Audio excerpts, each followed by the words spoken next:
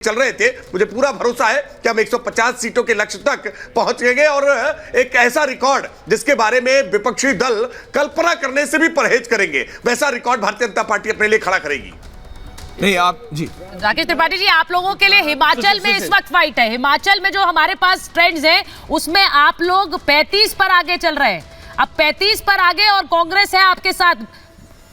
अब ये बताइए कि जिस तरह से जो लीड्स आ रही है उसके मुताबिक कांग्रेस कम से कम अगर जी नहीं सुचारिता देखिए, जिस तरह की अभी लीड दिखाई दे रही है, ये लीड भाजपा की सरकार बनाते हुए दिखाई दे रही है। इस लीड के हिसाब से भी भाजपा वहां सरकार बनाते हुए दिख रही है। यानी जो अब तक का रिवाज रहा है कि सत्ताधारी दल राकेश आपके बोलते बोलते बदल गया है। कांग्रेस 34 हो गया है, बीजेपी 33 हो गया है। ये बहुत इनिशियल ट्रेंड है, आराम से। लेकिन आप ये बात मानना पड़ेगा, हिमाचल प्रदेश में टक्कर आ रहा है। बिलासपुर और हमीरपुर दोनों से कांग्रेस के अभी कैंडिडेट अभी आगे दिखाई दे रहे हैं। लेकिन यूपी के जो बाईपोल्स है उसमें ऐश्वर्या देखिए इस वक्त कौन आगे है कौन पीछे कुछ नहीं पता चलता है जी। कभी 33, 34, 36, 32 ये चल रहा है और ये अगले आधे घंटे तक चलेगा। आधे घंटे के अंदर ये पूरी क्लियर हो जाएगी। 9:30 बजे तक आप रुकिए, पूरी ट्रेंड क्लियर हो जाएगी। बिल्कुल। और एक बात कहूं मैं कि जो बीजेपी के बड़े नेता है, जो मंत्री हैं, मुख्यमंत्री हैं, लीड कर रहे हैं, मगर जो कांग्रेस पार्टी को लीड करने हैं पार्टी में, वो ट्रेल कर रहे हैं। आपको मैं उसका उदाहरण देता हूं। डलहौजी में आशा कुमारी जी हैं, ऑल इंडिया कांग्रेस कमेटी के नेशनल सेक्रेटरी है। हाँ, फॉर्मर एआईसीसी इंचार्ज है, पंजाब को लीड करती थी। 2017 में आशा कुमारी जी डलहौजी से जीती है और इस बार वो वहां पे हार रही है, मतलब कि ट्रेल कर रही है। दूसरा एग्जांपल दे रहा हूं आपको मैं नदौन में, जहां पे कांग्रेस के जो पूर्व पार्टी के जो अध्यक्ष है सुखविंदर सिंह सुक्खू जी वहां पे हैं। सुक्खू जी को कहा जाता है कि तो मुख्यमंत्री के दावेदार है, वो खुद ट्रेल कर रहे हैं। ये सब चीजों को देखना पड़ता है। एनालिसिस में क्या होता है ना, पूरे नंबर दिखाते हैं। आप नंबर को गहराई में देखिए। हरौली में कांग्रेस के नेता मुकेश अग्निहोत्री ये जीत रहे हैं पिछले कई सालों से, 2003 से। इनको भी कहा जाता है संगीत रागी जी, ये भी मुख्यमंत्री के दावेदार है। अरे भाई, ये भी ट्रेल कर रहे हैं। तो ये हो क्या रहा है? देखिए, आप अभी से पार्टी शुरू मत कीजिए कांग्रेस के लिए, प्लीज शुरू मत कीजिए, क्योंकि वीरभद्र सिंह के सुपुत्र विक्रमादित्य सिंह शिमला रूरल से अरे हार रहे नहीं सकते का क्या बात है? जो नंबर ने आप बताइए, मगर जो मैं बता रहा हूं मैं आपको आंकड़े बता रहा हूं। मैं कह रहा हूं, देखिए, मैं कह रहा हूं अजय जी, ये जो बड़े नेता हैं जब ट्रेल कर रहे हैं, इसका कोई कारण तो होता है। आपने कोई चुनाव देखा है जहां पे सब बड़े नेता ट्रेल कर रहे हैं, हार रहे हैं और पार्टी जीत गई? आपने कभी देखा है? आपने कभी देखा है? मुख्यमंत्री पद का कोई कैंडिडेट नहीं दिया था। नहीं, मुख्यमंत्री पद के कैंडिडेट बंगाल में दो असेंबली कंस्टिट्यूएंसी से एक में हार गई मगर एक में जीती है। मगर जब मुख्यमंत्री पद के दावेदार खुद हार रहे हैं तब तो कुछ बात बनती है ना। वैसे अभी तो अर्णव, ऐसा होता है, उत्तराखंड में धामी जी हार गए थे, लेकिन ऐसा तभी होता है जब आपको अंदर से आपको हरवाया जाता है।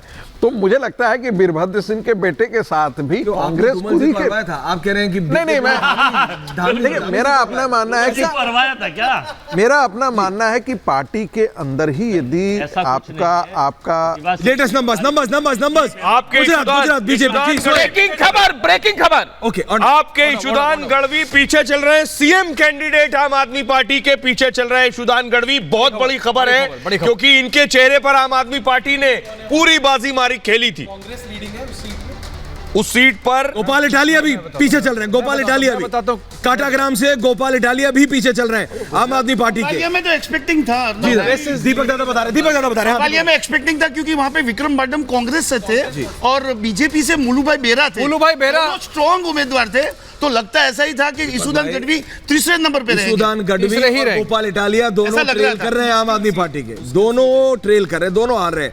और वहीं पे अगर आप देखें, बीजेपी के महेंद्र सिंह वाघेला बायाट से हार रहे हैं, अभी हार रहे हैं। बड़े नेता है जी, बिल्कुल सब जगह से आ गई है जी। गुजरात का जो मोटा मोटी जो पूरा दिख रहा है, अर्णव सही कह रहे थे कि वो जैसे दिखाया मीडिया ने कि कांग्रेस एकदम साफ है, वो नहीं है। पार्टी जो है वो कांग्रेस के वोट को काट कर मैं आपको कहूं, बीजेपी के भगोड़िया से मधु श्रीवास्तव हार रहे हैं। आपको याद है ऐश्वर्या, जब आज से 2 हफ्ते पहले मैं गया था अहमदाबाद, वहाँ बातचीत हुई थी इंटरव्यू के पहले बाद। इंटरव्यू के दौरान हमने अमित शाह को पूछा था कि अमित शाह जी, आपको आपको मुख्य धारा में आपको क्या लगता है आपके मुख्य प्रतिद्वंदी कौन है? तो उन्होंने बोला कांग्रेस है। Clearly. तो मैंने बोला आप कांग्रेस के बारे में क्यों बोल रहे हैं? तो उन्होंने कहा आपको मानना पड़ेगा उनकी एक बेस है। रियलिटी अब देखिए इसमें अमित शाह की पॉलिटिकल मैच्योरिटी दिखती है। पुष्पेंद्र जी, उन्होंने मुझे एक ऑफिशियल इंटरव्यू में कहा कि कांग्रेस पार्टी की बेस है, और ये जो दिल्ली की हवा चल रही है आम आदमी पार्टी को लेकर, उन्होंने बिल्कुल उसको बिल्कुल डिसमिस कर दिया था। प्रधानमंत्री ने रेवड़ी की बात क्यों की? नहीं, आप नंबर पे बोलिए भाई, चुनाव के दिन नहीं 300 बिजली कांग्रेस भी फ्री दे रही थी। आम आदमी पार्टी थी लेकिन कहाँ कांग्रेस का पे? सोशल मीडिया पे 24 से 28% वोट शेयर दिख रहा है अभी तक।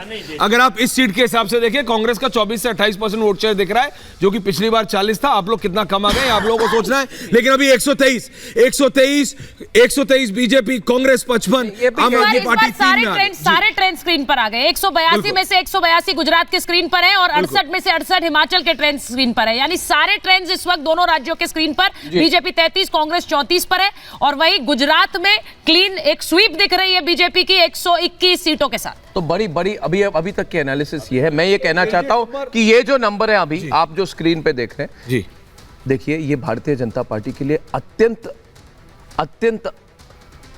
मतलब सेटिस्फैक्टरी रिजल्ट है। हार्दिक बहुत पटेल खुश लीडिंग होंगे। भारतीय जनता पार्टी की अभी ये बोलेगी कि अगर हम हिमाचल को 2-3 सीट भी हमारी बढ़ जाए, 35 तक जाए, किसी तरह से सरकार बना ले तो बहुत अच्छी बात है। मगर राष्ट्रीय स्तर पर अगर इस रिजल्ट को देखा जाए तो बीजेपी के लिए पॉजिटिव रिजल्ट।